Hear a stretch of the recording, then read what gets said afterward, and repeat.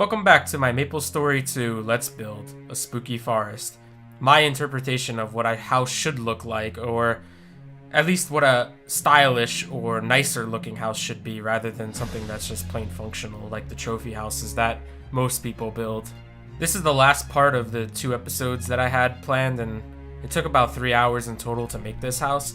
The previous episode was the terrain and like the water and the river, and this episode is going to be me building the trees, placing down the other decorative blocks such as flowers and grass and some like skeletons and lighting, as well as building the little mansion that will be seen on the top left corner of the map.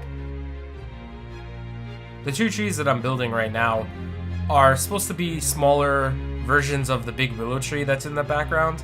Eventually, I will end up tearing that down when I'm building the mansion because I can't see behind it, and then rebuilding it, so you'll be able to see how I went around making that tree as well. Although I only ended up making 3 different trees, I'm still happy with the final product, and I still consider it like a slice out of a forest. The idea behind this whole thing was to make something that looked like it was not in use anymore, that it's decrepit, that it's been many years since somebody has last walked down these paths, or at least even cared to look at this house or cared to look at these grounds, and I feel like it came out nicely. I also tried my best to make use of the blocks that were given to us for free, rather than making a template of a block and using that instead for like the trees and for the grass and stuff. That way, if somebody else wanted to make something similar, they wouldn't have to worry about spending any real money on blocks such as the water. I really don't have too much else to say about this video and this build. I talked a lot about it in the last video that I made, and you know, I just wanted something that looked nice, and I wanted a mansion that was kind of like old but not decrepit, and something that just kind of looks spooky rather than it being like, you know, visually spooky. It could just be like atmospherically spooky, and I think I pulled it off pretty well in the end. So yeah, I hope you enjoy the rest of the build. I will be joining you at the end with some more comments on the final build in total, as well as showing off the final build. Hopefully you enjoy the music, and if you don't want to watch me build it, you could just skip to the end and you could see the entire build as it's in its completed form.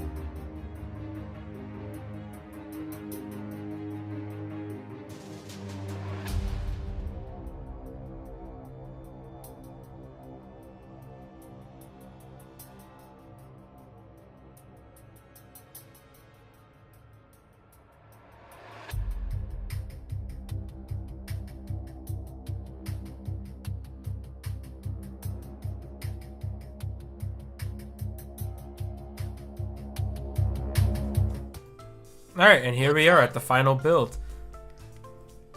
I'm gonna run around the outside of the area, through the path, just to show you what it looks like if you were to not fly around here or use a mount. I know you could turn off the mount options, but I personally like being able to run around on a mount or fly on a mount. As you get to see a little bit better view of the entire area. And as you can see, I added a lot more grass, a lot more flowers, some extra decorative blocks such as the braziers and some vines and stuff like that. I thought it would make it look a little bit better. It was a little sparse, so I just wanted to add some more. The house came out pretty nice. It's a lot bigger than it looks when you're building it. It's kind of hard to tell since your character's only about a block high, and you know, when you make a house that's like 3 or 4 blocks tall, it comes out really tall. I didn't really realize that when I was building it, but at the end of the day, it came out nice. I added some little decorative stuff here. I had like a gravestone, some skeletons, some vines, I didn't want to use the eyeball flowers, so I used the tentacles instead. And from a distance and on top of this tower, or this tree, it actually looks pretty good. Like I said, it took about 3.5 hours, 3 hours to make this entirety from scratch. And, you know, I thought it came out pretty nice. Obviously the inside of the house is blocked off, because even if you were to go in it, you wouldn't be able to see. And yeah, the next build will probably be a winter-based one, based on Christmas. And I will probably record that as well. I have to just think of what I would like to do. Maybe a Santa's workshop or something along those lines might be fun. But anyways, I hope you enjoyed, and I will see you next time. Bye!